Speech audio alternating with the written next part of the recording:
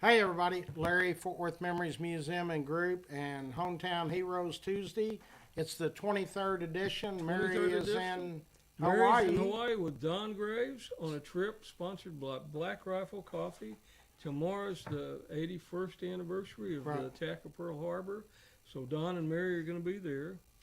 Mary's been sending out videos all day long of the different places they've been. So Is she posting them on she's been Heroes? posting them on Heroes. I'm going to share them to And Memories. next week, we'll just let Mary tell us all about that Oh, trip yeah. because it's going to be a good one. Today we have a special guest. Yes. This is an Army veteran, first sergeant retired, and Dallas, no, Arlington. Arlington, I'm sorry, Arlington police detective in the crimes against children. This is Elisha Bradford. Hello, and thank you for having me. And Thank you for being here. She's a native Texan Yes, from Temple, Texas. from Temple, Texas. Temple, Texas. Yes. I've got a good friend from Temple, Texas. And she graduated from high school in May and joined the Army in July Yes, of that yeah. of that year. I That's pretty quick. yes. You knew what you wanted. I knew what I wanted to do, yeah. And you spent how many years in the Army? I did 20. I did 20. 20? I joined in 95 and October of 95 and retired of November 2015. Wow. Yeah, Wow. so 20 years. Yeah. And then you went right into the I went straight into the policing, yeah. and you had to go to Got the it. police academy. Yeah, I had to go through the police academy, which is almost a year for Arlington. Do all the running and all the Oh yeah, stuff all that. I did. I did go to train at Metroflex for a while, getting prepared for the getting prepared for the police academy. That's not academy like and basic everything. training. So, yeah, it is not. It is not. It's not at Right. all.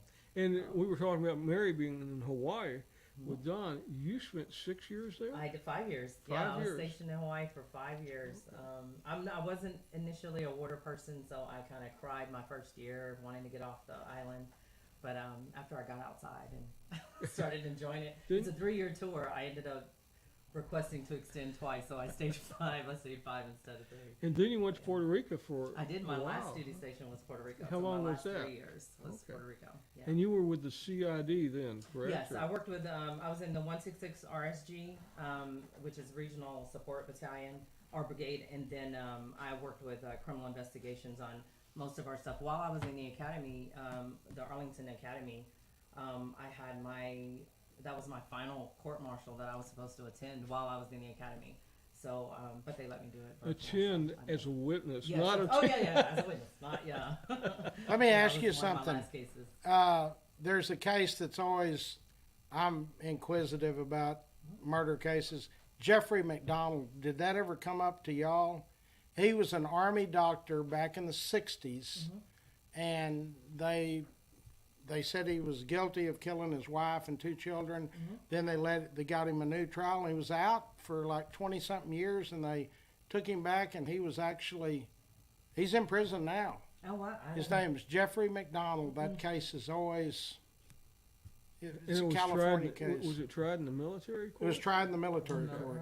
Because that's a whole that Uniform Code of Military Justice Oh, that's a is whole a nother- whole different Oh, yeah. deal than Oh, our criminal justice system. Oh yeah, and you find that out like transitioning from working with criminal investigations and UCMJ to the public and doing regular civilian law and all that kind. Oh, it's completely different. You would think it's the same, but it's completely different. You know, yeah. with the Uniform Code of Military Justice, it's kind of at the discretion of whoever's in charge of that Yes. investigation, Yeah. whether it's your So company you'll- commander or Yes, you know. yeah, you could have the company commander, you'll have, the battalion sergeant majors and the commanders or brigade, depending on what the level of the offense is. If somebody steals out of the PX, that's obviously something different than, somebody obviously sexually assaulting someone in the military. So, those, you might have almost like an interview panel when it's in the military, where you're just sitting before all of your supervisors and they determine what's going to happen to you. Letter of reprimand, whatever they're going to do. You might lose pay, lose rank, something like that, but that stays within your organization. And of course, the severity of the offense. Then, if we have to Is go to that court like an martial, then we Article can. 15 maybe? It is and Article then the 15, court yeah. martial goes Yep. to a higher level, doesn't it? Absolutely, absolutely. And you then- touched on something, like sexual assault. Mhm. we see a lot more cases these days than we saw whenever Larry and I were in back in the Oh, yes. 70s or even the 60s. You know, it was just kind of Yep. a lot of times brushed under the yeah. carpet, you know, and Absolutely. just, not taken Well- care of like it is now. So, There was a huge, and I was a part of our SHARP program, which what we call it. When you did have a lot of sexual assaults, the policy used to be, you had to go through your chain of command to report a sexual assault. Right. So let's say as a first sergeant or a commander, I'm the one sexually assaulting the soldier or something, right? The soldier has to come to me to report the sexual assault because you need to use your chain of command. So how often do you think that person or their first, or what if I was a beloved first sergeant, and I tell, you tell your platoon sergeant and they're like, we're not about to get her in trouble. So it kind of dies off. It doesn't happen. Right. So obviously policies started to change, and you don't have to. They put representatives in places, sexual assault representatives. So now, if something happened to you, you have different avenues to where you can report it. Where it's anonymous now, you can remain anonymous. You can tell certain supervisors it does not have to be within your chain of command, and they do not notify your chain of command. So now you're not getting punished for telling that. So when we started to get those numbers, once those policy changes happened, obviously the numbers grew. So it was a confusion of, oh my God, we're all of a sudden getting, people are all of a sudden sexually assaulting, soldiers. Well, no. So It's the same. It's just now being it's the reported. same. It's just now being reported. So Yes. that is a thumbs up for our program, because that now allowed soldiers to be comfortable telling their supervisors or telling whoever about something that happened. They actually felt like something would happen. So that was a very good thing that happened with our SHARP program, and giving an avenue for our victims to come forward, to be able to report it. And it's the same now. Even with our crimes against children now that we have, things didn't just now. So we have an uptick. They're not just now happening. No.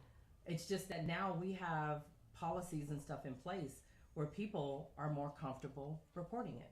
Well, and just like you said, if you had to get permission from a parent to interview the child that's being abused by the parent or by the other spouse, you'd never get to interview never did. anybody. Yes. and a lot of times the outcry is not right when it happens. It Of could be a course. years later. Years later. You know. Yeah. Yeah. Yeah. Usually it is years later. It's been going on forever, Right. and people are scared to say anything because it's your own parent that's Yeah. doing it. Absolutely. And the crimes against children, in my life, I served on the grand jury 10 times, which each term is 3 months, and we meet 3 days a week. We work on about 1,700 cases in that 3 months. So I've worked on about 17,000 felony cases, and there was a lot of them that were crimes against children, and you see some very wicked stuff that happens. I mean, just horrible stuff. And a lot of times the children don't seem to have the kind of rights they need because they don't make credible witnesses. Right. And just like we've been talking before the show about having the specialists come in that can determine if the child's been coached to say Right. stuff and things like that. It's kind of ironic that we would have you on the show today. We The same scheduled day, it yeah. scheduled it last week. Yeah. But then we had the little girl Yes. up in Paradise Yep. that was abducted and murdered. Absolutely.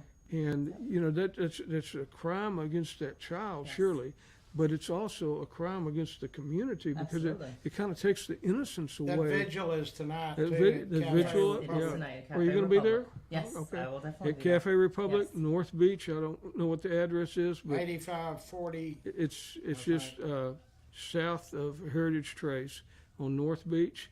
It starts at 6. At 6, yes. And Yep. with things. And I was asking her earlier why, I was told last night that this young man's recorded testimony wouldn't be said, and you said, yeah, it would be. And it has been. This morning, Right. they played Right. the recorded Testimony? version 3 years ago. Yeah. So for us and Okay, we're talking about. This for is the the case. A different Tatiana case. Jefferson Yeah. case. Right. But when we're interviewing children, so we have our team, what we call the multidisciplinary team when it comes to crimes against children, and we're all Fort Worth and Arlington. We're all in the same team. So we have the police department, we have the DA's office, we have Cook's Children's, we have Alliance for Children, and of course CPS. So this is our whole team that comes together on any case that we get. So our forensic interviewers are with Alliance for Children. They are they're not police, they're not investigators, anything like that. They are trained specifically to interview children, witnesses, if they're the victim, if they're just siblings that could have possibly been victimized. So in those kind of cases where the child was present, maybe saw something, maybe not, especially in a murder case or something like that, or if they saw any kind of crime happen, our forensic interviewers can interview them and find out what they know. If they know nothing, then they know nothing. But they're specifically trained to interview them well and not coach them and not try to lead them into a different way, which is why in our investigations we of course ask the person as soon as the outcry is made, hey, can you just not talk to them? Even at the schools, parents, don't ask them any more questions. Don't try, because we can inadvertently put stuff in children's head when we're asking them, especially if we think we already know. Sure. Like we're like, hey, did Uncle Johnny do this? Well, did you just tell the kid Uncle Johnny did so it's stuff like that. Now you don't think anything is up with that, but that we don't interview like that. You want that child to tell you everything about the experience, and that's how you know in a forensic interview if a child has been coached to say whatever they're saying, or if it's something they actually went through. So they're really good at their job, which is why we don't do that. Those people that interview, they can kind of get under the surface and absolutely. know, hey, this kid was coached. Oh, absolutely. And absolutely. this kid They can tell was that. not coached. Well, yesterday in that trial, there was a woman in the audience, and the judge said, remove her. She was coaching when the child was Oh, wow. Okay. interviewing. Yeah. She's one of the people. And Yeah. the judge said, remove her. And then after that, the judge, they said, brought her back in, swore her in as a witness, and she could no longer stay in the courtroom. In the age of a child, too, we had a case, I can't talk about the specifics, sure. but there were two different families, didn't know each other. They both had two children that were like 2 years old, and then infant sons. And they started having these behavioral problems with the daughters. And they were taken to the same counselor. And they started saying, these stories are so much alike. What's the thread Common here? denominator. And it was a babysitter. Yep. And then the forensic interviewer interviewed them and said, at this age, there's no way a child could think this, Right. make it up. It really happened. Yeah, absolutely. So. Yeah. So.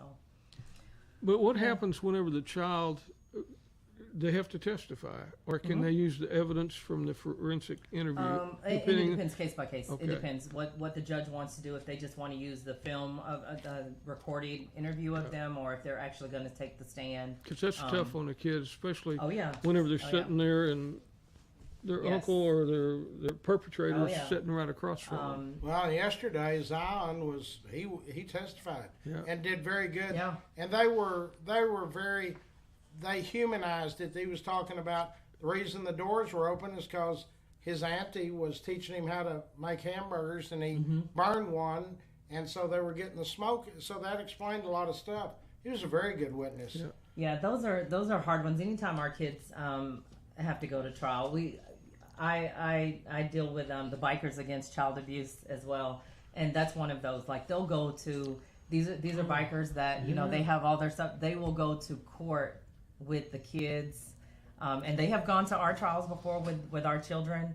The kid has nobody else. Mom and dad might be the suspects, and they're on the other end, and they're having to face their parents and say these things to them, and they feel very vulnerable, and they have no one on their side but law enforcement and all these people in suits and everything. And then you have these bikers that come, and they will sit in the court with them, and they will be with them, and that's just a huge thing for that kid, because that is a huge, these big giant, bikers, and that's a huge vote of confidence that, okay, I'm not by myself. Nothing's going to happen to me when I go in here and tell the truth about what has happened to me. So those are other organizations like that assist us. I'm talking about in our cases and little stuff that you might not even see that helps us with. I never with heard our that kids. about Sunday. I was at once a year. I meet a group of our members at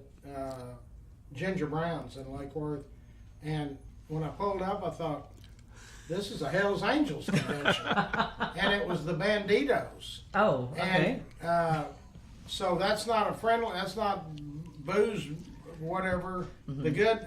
So, and then one of these guys recognizes me, and I don't have my fake hair. They didn't TCU hat. They didn't recognize you from the time you were a gangster. No. Okay. And they said, the guy came over and he said, "Are you Larry O'Neill?" And I said, "Yeah." And he said, "Where's your fake hair?" And I said, "I'm wearing my TCU cap today Right. because of the game." Yeah. And so this guy, 4 or 5 of them work at Lockheed and Yeah. different places, Yeah. and they had there were some that had young children over there, and they made sure they were in the high chair and everything. And I'm going, oh my God, can we just get through with this deal? And then I walk outside, and Lake Worth Police is out there taking down their license numbers, and I'm going, Trying to intimidate Jesus them. Christ. Yeah. And there must have been 100 of them in there. Wow. Yeah. And so, and I asked this one guy, I said, so what happened in that deal down at Twin Peaks, the deal in Waco. the Waco where they shot up a bunch of people? And he said, they kept a bunch of our people in jail for years and never charged them. Yeah. And he said they lost their families, their house, their... Right. And he said it was a bad deal. He said it was the cops that were there first. So I thought, man. Yeah, there's Yeah. the fringe bike yeah. riders, and then And then there's they do that Toys for Tots run. Oh yeah. there's the Absolutely. 99%. You know, John's got the 99% radio show, Yes. and it's for the 99% of the bikers that, Yes. Good. you know, the doctors and And lawyers that that is ride the bikes. exactly So. why we have things like that, because you don't want the stigma of negative organizations or whatever Yeah. to be like, because that's what people will see and that's what they'll associate it with. But yeah, these are lawyers, doctors. These are Sure. wonderful people in your community Sure. that just so happen to To ride like- bikes. Yeah. And absolutely love it. And they do so much stuff in the community that once people find out about, they're like, oh my God, and they feel bad for judging them. But there's going to be a time that we're slowly but surely turning that around now. And I'm a biker, but I ride a Gixxer 600. So Well, but I if haven't you- transitioned. If you But- study how they came back from Vietnam and were outcasts, oh yeah, I mean, yeah. so they did this as a brotherhood. Right. And so, really, if you stop and look, they're not all bad. Right. I mean, Yeah. As with anything, if you stop and think about even the Well, even history cars. of whatever is happening, why people are doing what they're doing, why you're turning things around, why organizations are established, then people, sometimes I feel like people would be less judgmental about it.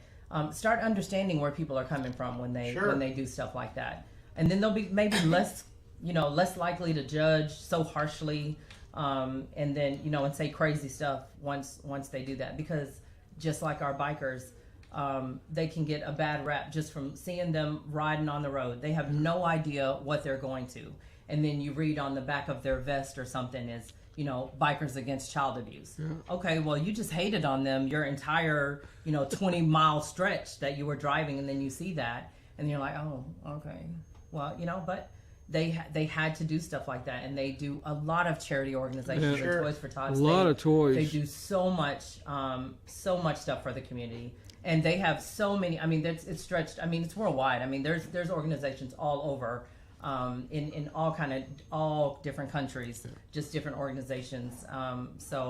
So it's getting there. It's getting good. there. But they do it's help with the kids. I've Absolutely. heard too where kids are getting bullied, Oh, yes. and they'll come up They'll to the show up to the school, school. and Absolutely. escort them into the school. Yes. So boy, that is something They else. are. I never heard of that. Yeah, Yeah. BACA, Yeah. Bikers Against Child Abuse. Yeah. They have, they have websites.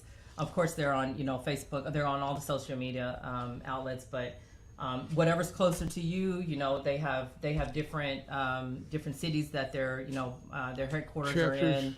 But yeah, they're amazing. They're amazing, and you literally just send them a message, tell them what's going on. Somebody Kind of responds. like the Oh, Patriot it's great. Guard, honoring our veterans and fallen, escorting the bodies Yep. and stuff. Yep. Back to your job. Yes. What's your caseload usually like? Well, luckily, I mean, it's gotten down a little bit, but we know, like right now, it's like 17 of us in Arlington office. 17 detectives in Okay. our office. We probably have around 30, 40 cases each. But there's a time of the year that we already know that our caseload is gonna kind of go down a little bit just because we're able to handle all the cases. And there's a time that we're probably going to have a spike in cases. COVID was absolutely terrible. Oh yeah, for because the us. children at home and God forbid you have to take care of your child. People just did not sign up for that, and now they're stuck with them forever. And then they have no outlet. So when things were happening to children during COVID, they had no teachers to go to. They had no coaches. They had no officers. They had nothing but whatever was happening in that house. So when school started, and now as school is starting back up from the summers and stuff like that, now our children have those outlets. They're seeing their teachers now. They're seeing their coaches, their programs. There's so many things out there that tells these children, that's not supposed to happen. And sometimes it's absolutely nothing. It's like, oh, somebody touched me. I was taking a bath, whatever. Sometimes it's absolutely nothing. And sometimes it's everything. But the fact that they feel like they can actually come forward and have an outlet to tell, and they actually trust that outlet to say something, then that's kind of where we are now. So even if we get a whole bunch of cases throughout when it's a holiday and it's coming back from the holiday or something like that, then we kind of know that we're probably going to have an uptick in cases. And So- what's the age whenever they move from a crime against a child to adult? Are they 16 or 17? 17. 17. Okay. But for Arlington, if the crime happened when they were a child, we still take it. Okay. Crimes against children still take it. So of course we have adults that come forward, and they're 25, 30 years old. Now they probably were abused maybe when they were 5, 6, 7, 8, 9, 10, whatever they remember. They couldn't come forward. They live with mom and dad. That's who's going to bring them to the appointment. They're scared of mom and dad or whatever the case may be. So now that they're on their own and they have an outlet, they can come. They don't have to worry about getting a whooping. If they say something, they have their own children, and now they have to explain why they won't let their children go see grandma and grandpa. They kind of have to deal with why that is, and those kind of stories bring back up terrible memories yeah. for adults, especially when you have children. And why can't you leave your kid alone with grandma and grandpa? And now you're either going to deal with it, or you're going to be like super pissed off every time you have to, drop the kid off or just not deal with it. And it can just bring a whole nother ball game of emotions in your household because you've never dealt with it either. And a lot of our adults will just feel like maybe it's too late, they can't do anything. And sometimes, depending on how long ago, sometimes it is statute of limitations, but now there is none. Now, the state of Texas, we don't have statute of limitations on sexual abuse. Do you ever have adults that have brought this up and they see their parents go to prison? Absolutely. Absolutely. We Wow. have a number of cases that are currently like that. Oh, absolutely. When you finally have a Do they warrant for still somebody. feel like they did the right thing? They do, but they battle with it. But they understand. Again, with our partnership with Alliance for Children and the DA and all that, we get to talk to our adults and we let them know so that they feel a little bit more comfortable about it. Yes, what you finally come forward with is possibly, your parent is going to go to prison or something like that for it. But you have to look at what they usually find out is they thought they were the only one. Yeah. And there's more. And that's what happens. That's usually they thought they were the only one, and then something happens, and then they find out, oh, it was also sister, cousin, brother, all through the years. Yeah. And sometimes that guilt can kick in. Had I come forward, Could when I have was saved 14, the other I children. probably could have saved these 20 from getting sexually assaulted. So that is it's the exact same thing, or physically abused. It's the same thing. We'll talk to them about that. What, as terrible as it is, you are more than likely saving more children from being abused. Wow. When you come forward and do that. Just because if you're never doing anything about it, it becomes a normal, and we know, we grew up when it was completely not okay to talk about sexual abuse in the household. It was taboo, you're not going to talk about it.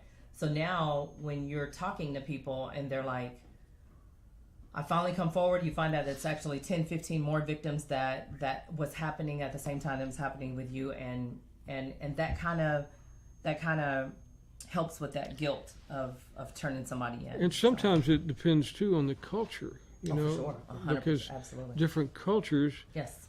you know, Yeah. take care of things. I mean, Yeah. sometimes it's not going to the authorities; it's going to the family, and Oh, the family absolutely. goes and serves the justice to them. So Yes.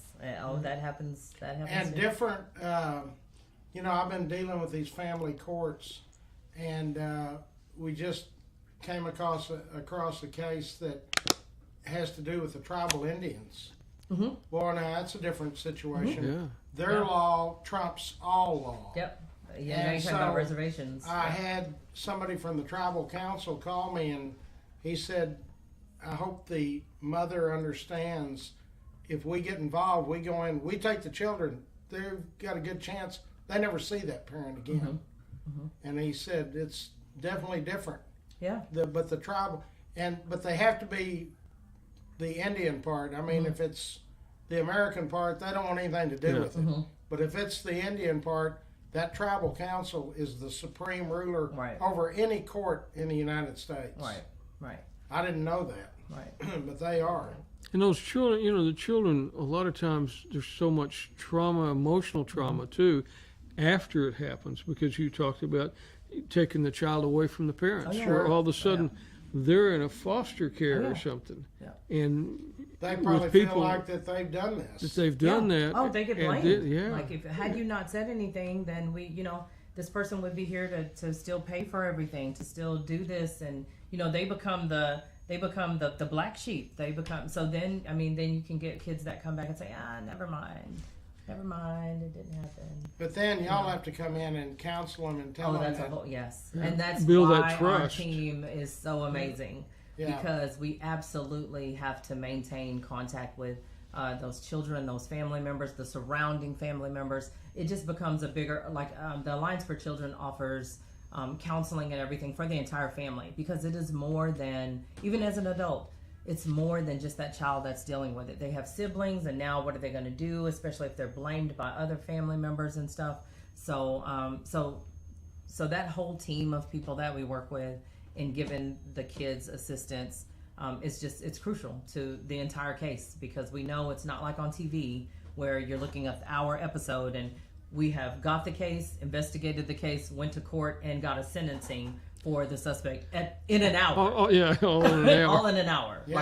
Like, it does not work like that. So you're talking about families having to deal with this for possibly years before justice, as far as somebody being in prison even happens. And that's not, that's And not sometimes okay that person's out on bail, and then Oh, they've yeah. got And everybody, you're they've you're got allowed that bail. fear that they're And going to if come you're back out and on get me. bail, that person can then try to get to the child and Yeah. try to get him to change the testimony. Of course. Yeah. Yeah. Now they Yeah. have, Not a lot of restrictions pressure. that they're supposed to do, and the judges tell them all kind of stuff. But yeah, they absolutely do. But they're supposed to stay away, and they do all that. But we know, Well, in society. it's good for me to know that there's so much involved. Yes. It's not just the policeman coming up there and Right.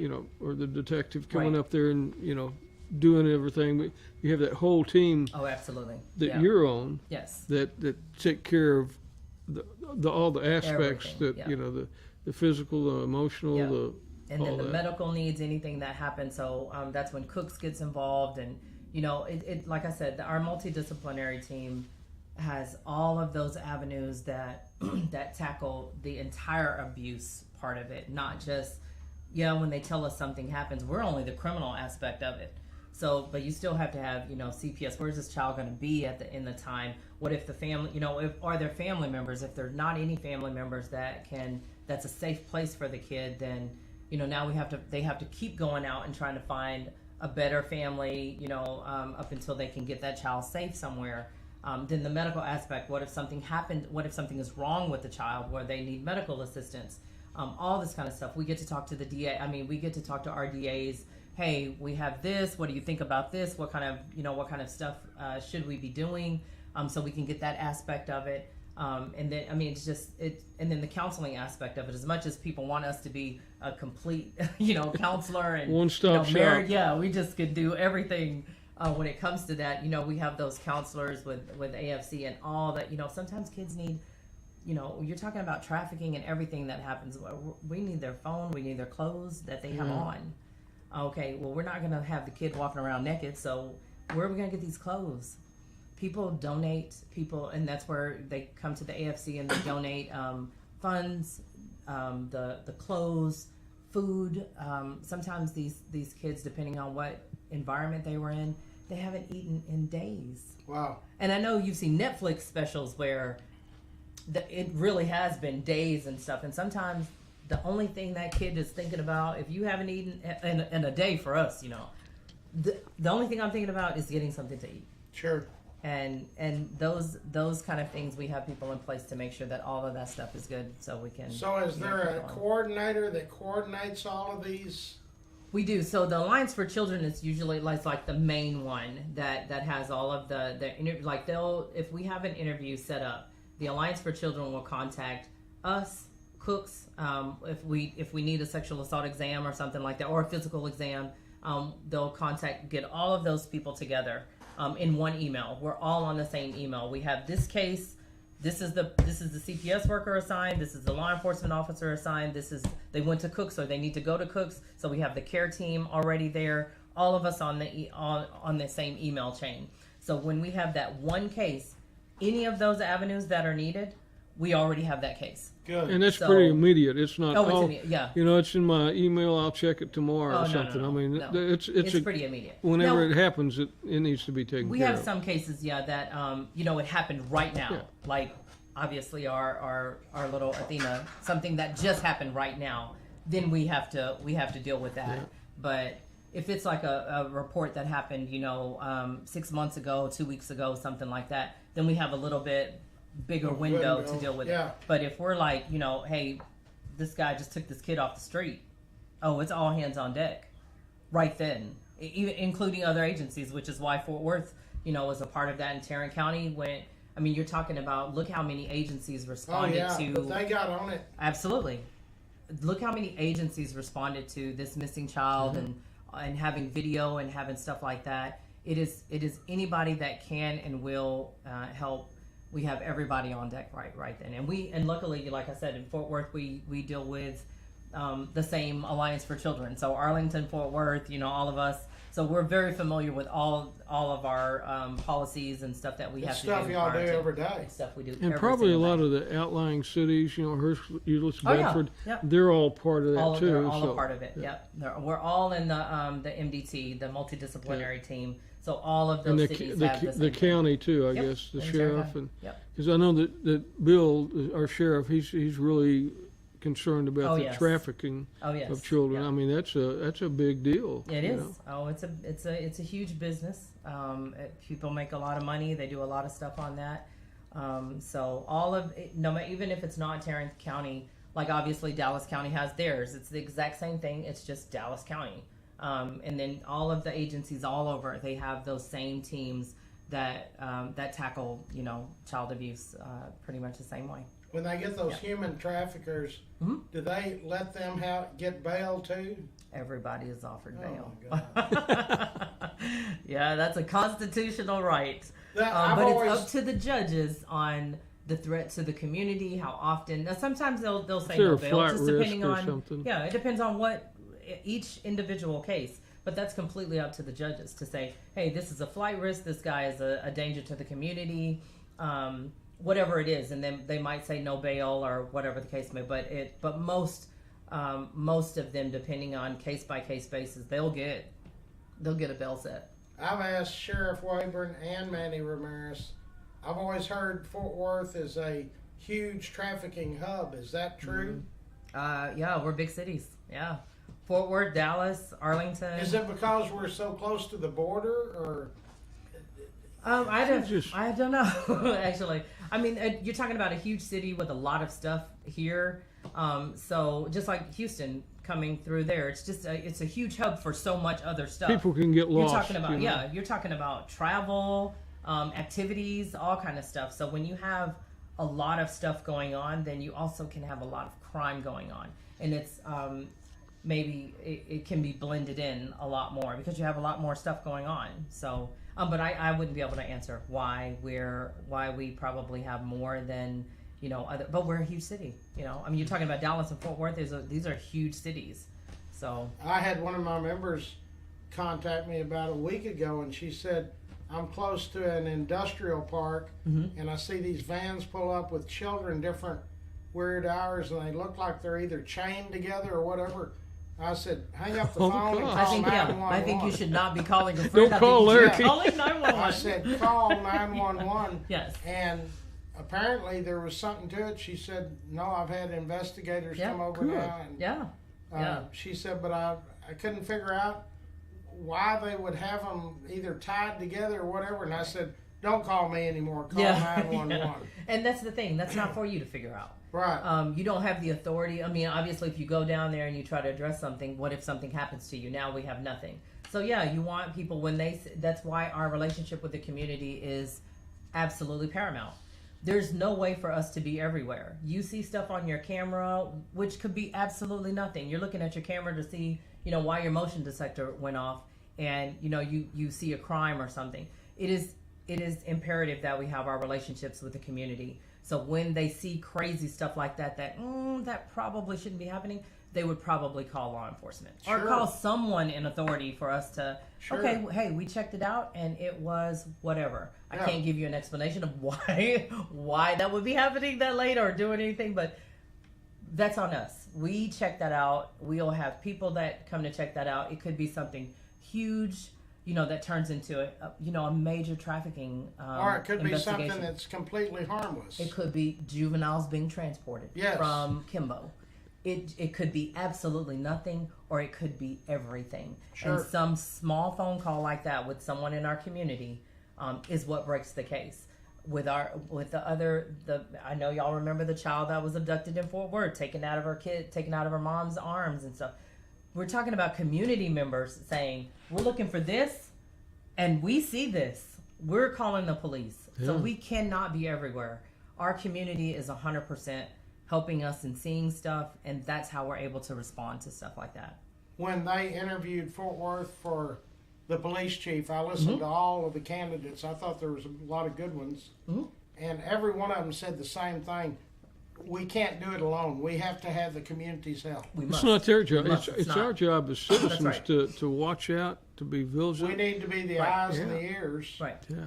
And we answer to our community. I mean, we are the community, but we answer to our community. How they want to be policed, what they want in their community. You'll have some communities that are like, a patrol car through here every now and then. We have some communities that might call every single day because there are speeders coming down their block, and there's a school zone right there. And we have some communities, nothing. They don't call about anything unless they see something going on. But they might be taking care of their own. Hey, we've seen this. We put they put roadblocks out, cones, and all kind of stuff within their own community to stop stuff. But there is no question that we have to work with our community. There is no other way to police. Right. We have to work with our community. And we have community. to have that relationship between the law enforcement and the community. Absolutely. And with law enforcement, y'all have a pretty tight-knit community. Yes. And you kind of take care of your own. Yes. We were just at a benefit last week. Yes. For the Sampson Park officer that got shot in that training accident. Yes. To raise some money, and it was mostly police there. Yeah. I mean, had a lot of the police chiefs were there. Yep. And I think we have a gala this Sunday night, is it? Yes. and that's for the Brotherhood for the Fallen. Well, no, isn't it your? Oh, for ours, our for banquet. yours. Okay. Peace Officer Angel Foundation banquet, is on Sunday night. But yeah, that's part of, and that's Maria and Phil Alvarado, their organization that they created for Maria's son Rick Beretta that was killed in the line of duty. He was a DFW airport officer. 25 years ago. Yes, Valentine's Day, 1997, and he was killed in the line of duty on a traffic traffic stop. Just a motorcycle and a car hit him. Yep, and the car hit him. He was one of their motors officer. But she created this organization, and across the state of Texas, and it's just getting bigger and bigger. But we service injured police officers in the state of Texas. Which she saw a concern for that, and that was really, really important to me, especially coming from the military. That when we get officers that are injured, the cameras are there, the people are there, everything when it happens. Everybody's there. They're for you. Everything is good. But then 6 months later, not even that long. Yeah. Like people have to go back to work. People are doing everything. This officer that's injured, possibly lost limbs, whatever, and our officer just from this past week, she's still recovering. Like this family still has to deal with this, but the cameras are gone. Everything is gone. For POAF, we still assist those officers. We still check in with them. We find out what's going on with them. We check with the agencies. Luckily, I feel like in Arlington, I am spoiled. I'm in a spoiled agency. We have a large agency where if something happens to someone where they can't be on patrol or something like that, we have a lot of positions where our department can kind of put you in a different spot where you can still keep your job. You can still feel like you're be productive, and still service your community. Sure. Well, you have smaller agencies that do not have that. Look, if we got 8 people and you're one of the 8 on the street Samson and something Park happened to you, is a good example. You might completely lose your job.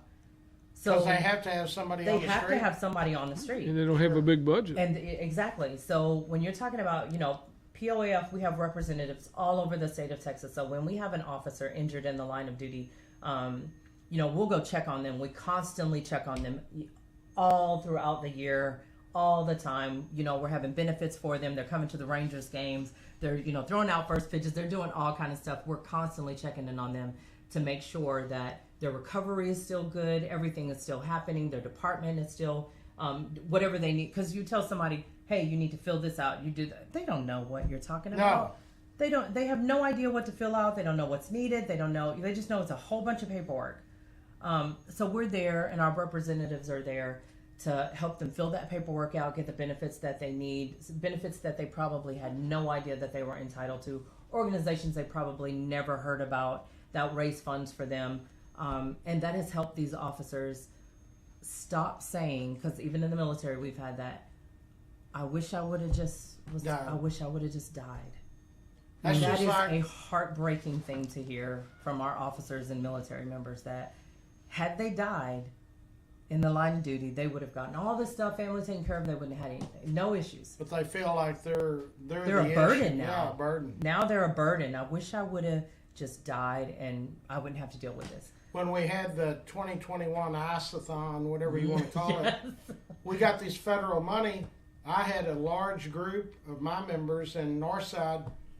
Well, Larry, we went down there. The paperwork's that thick. Yeah. So I called Maddie and I said, Maddie, can they give the city the money? These people are just, they would have to go out there with a pair of pliers, turn the water on, let their family take a bath and mop up the floors and go back and turn the water off. And so Maddie and Carlos Flores said, this is a problem.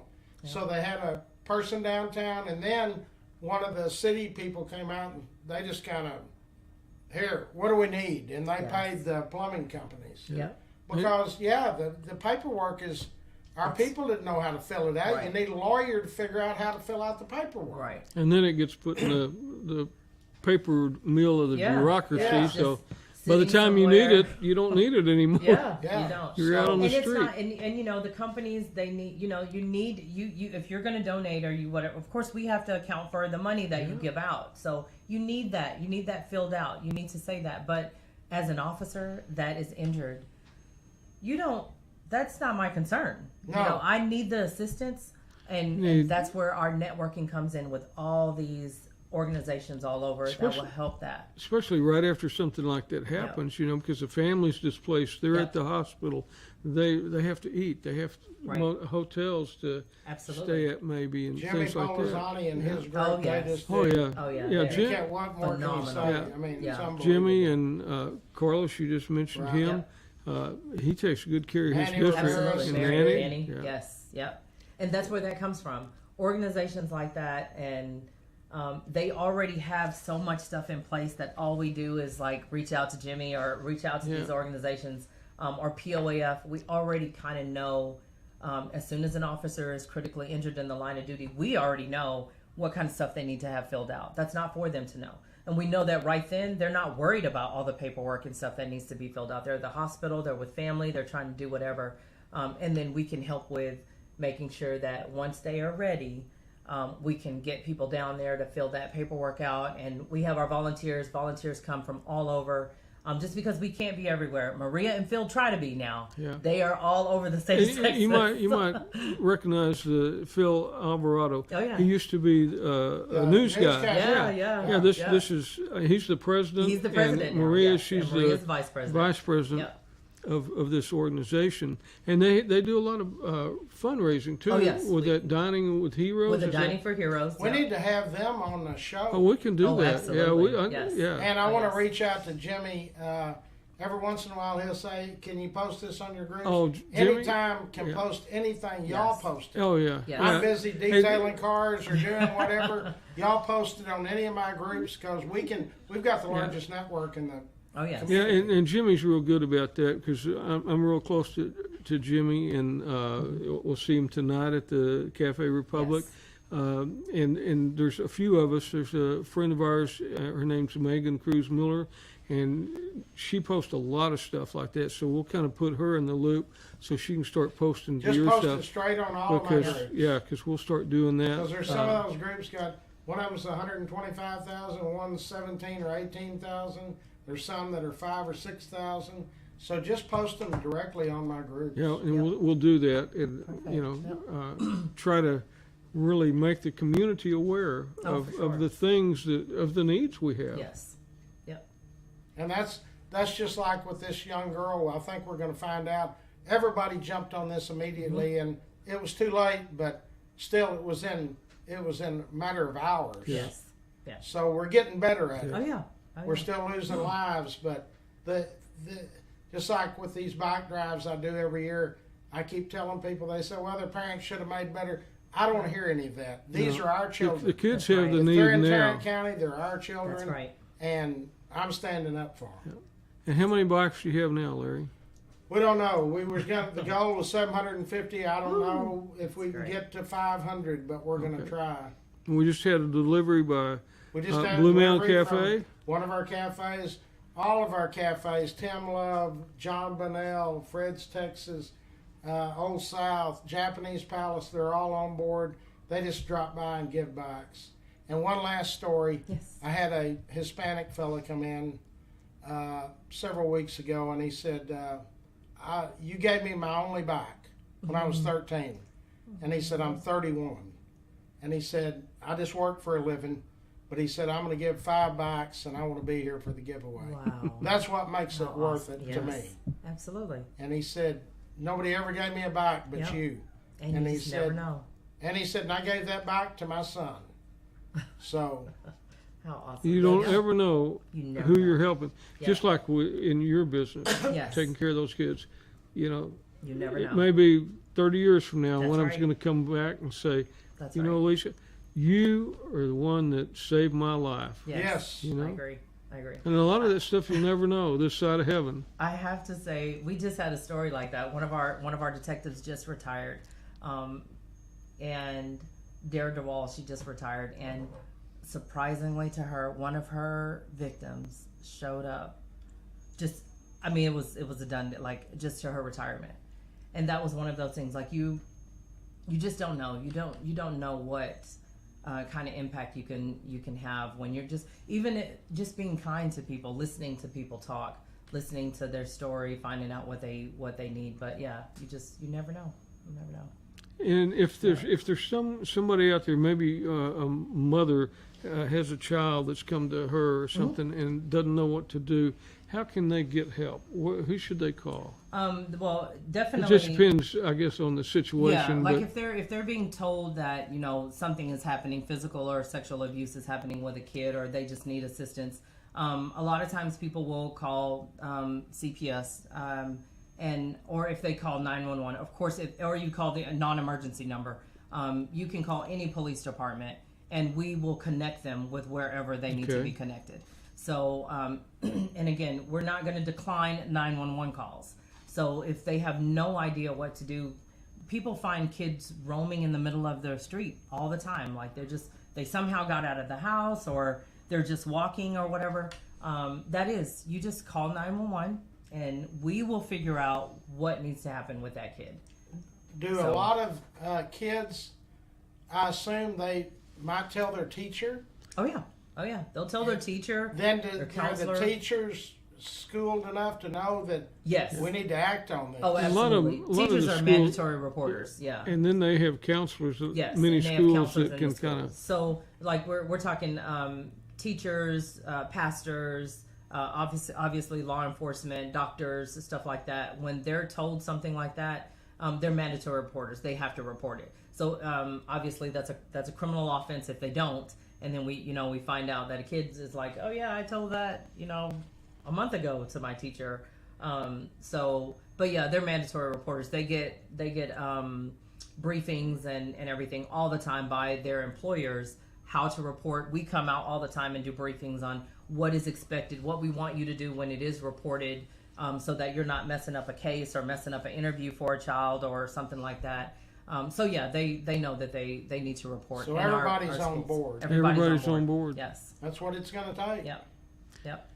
Well, I appreciate you being here today. Absolutely. And we'll get Phil and Maria here Oh, yes. soon. And I'll see you tonight. Yes. And see you again Sunday. So Yes. our paths will cross several All times. the time. Yes. And, I thank you for your service to our country and to your service to the community. Yes, And thank you for coming here and sharing this, because this is some information that Very a lot of people useful need. information. So, For sure. and for sure. we It's an certainly. honor. By just doing this show, you probably are going to help lives, Yeah. save Well, lives. good. And we So, do need it's a full-time mounted patrol in Oh, Arlington, absolutely. right? Huh? Absolutely. That's That's our kinda- that's- therapy. That's kind our of therapy. your of horse dealing with it. therapy is Oh, the mounted absolutely. patrol. Where do you keep your Yes. horse? Well, for Arlington, those are personal horses. So wherever you live is where you keep them. Mine are on Calendar Road. So two of us are in Arlington. Everybody else lives in Cleveland, Springtown, all these other places outside, and they have to bring their horses in. So we're definitely working on trying to get something in Arlington so our mounted unit can stay Yeah. here. But Maybe the mayor over there is watching, and the city council people are watching our show Maybe. today, huh? maybe, but that's definitely the plan. We're definitely working on that. That's to good. Have our How many horses people are in Arlington. the mounted patrol?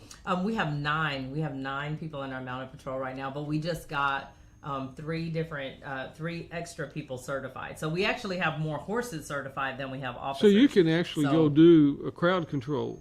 Oh, yes. Okay. Oh, yeah. So y'all are trained to do all that. It's Yes. not just like I'm riding in the actually parade or anything. trying to get with Austin PD. I've already linked up with their master trainer over there because, of course, they work 6th Street and they actually do the policing on mounted all the time. So we're working with them trying to get something set up that we can come down there and Train? and show it's wonderful to see mounted unit in parades and all that great stuff. But we are police officers on horseback. Nothing changes that just because we get on the horse. So we still police. We do crowd control. We still do search and rescue. We still do all kind of shut down roads, whatever we have to do. And in Austin, they literally do that every single weekend. So we'll try to get the opportunity to go down there and kind of show what the horses are capable of and what we're capable of without dismounting. We can still do everything that we need to do. On the Several years ago, when I was on West 5th, over by Montgomery Plaza, Mm-hmm. we had several ladies that rode their horses by. That was one of their Mm-hmm. regular routes. Somebody had stolen a bunch of stuff out of Target Mm-hmm. and taken off, and they're the ones, Terry and them caught them on the horses. Oh, yeah. And I mean, yeah. everybody was amazed. It was right there, and she's handcuffing Yeah. them. And I said, "Oh my God!" Oh, yeah. She said, "Oh yeah, this is just a form of Yes. transportation." It is. Yes, it is. The best We form of train, transportation. We handcuff off of our horses. We do firearms off of them. We tase off of them. We do. We will any kind of disturbances. We do not need to dismount. We can do. We train to do everything that we normally, other than transport. We will not put somebody on the back of our horse to transport them. But Not we like in the train- Old West. Yeah, not like back in the day, or what you see on TV. Just throw them in the back or anything. Throw a but- rope around them and lead them yeah, back to the jail. We go and we do search and rescue. All of these, parks and places where our officers, it would take them hours maybe to walk through. Our horses can get through there within minutes without anything, and it's nothing on them. They are literally built with that. And because these are our personal horses, we have a relationship with our horses. We Sure train you with do. them all the time. They know what's expected of them. We have fun with them. So when we go out there and train and we do all that, we just want to kind of show our officers as well, what they're capable of. If you call us out to something, it's not because we're just trying to be out there looking pretty. Like, we want to also show our officers that there is a reason that Sure. many of these organizations have full-time mounted units. Sure. And that they can get called out when needed. Now, if you're having to call SWAT, you're probably not going to need to get the horses out there. That's probably not a call for us, but They could kick the door in. yeah, just do- exactly. That's if you need something with lights and sirens, you're probably not going to call the mounted unit. But yeah, cows and stuff get out on I-20 and start blocking the roadway and all that. We definitely are trained to get that roadway cleared and get those farm animals back to where they need to be, and we can maneuver through stuff that a police car can't. Sure. So Well, you're yeah. a person of many talents. Oh my God.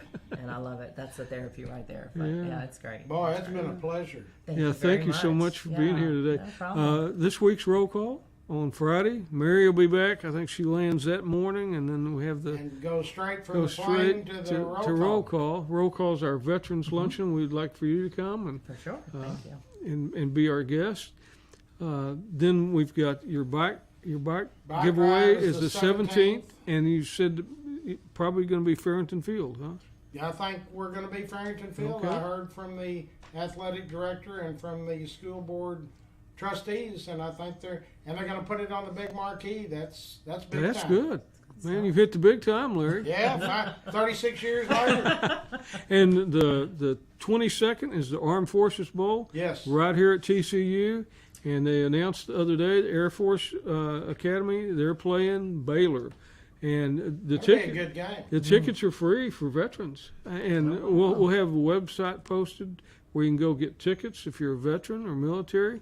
And I mean, that's going to be a lot of people coming there because Baylor's pretty close, and there's a lot of retired Air Force people here. So that's going to be Lots of stuff going on. lots of stuff Yes. going on.